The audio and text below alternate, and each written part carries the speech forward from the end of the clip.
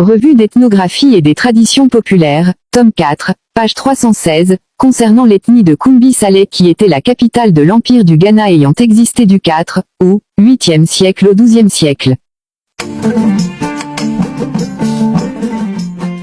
Réunion du 14 avril 1923, présidence de Mr Cordier. Mr Paul Clavelin fait une communication sur les fouilles de Kumbi.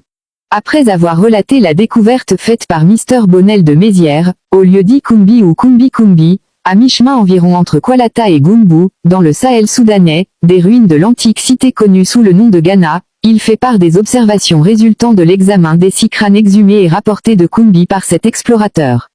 L'un de ces crânes présente des caractères négroïdes accentués, les autres paraissent avoir appartenu à des hommes mais de race blanche métissée de sang nègre dans une proportion assez peu considérable.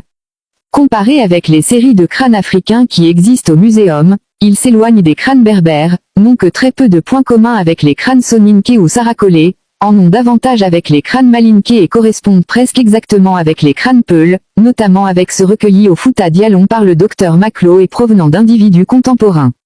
Mr Clavelin dit ne pouvoir se prononcer sur l'âge des crânes de Kumbi, qui ne sont assurément pas modernes, mais qui peuvent remonter à 3 siècles aussi bien qu'à 10 ou davantage.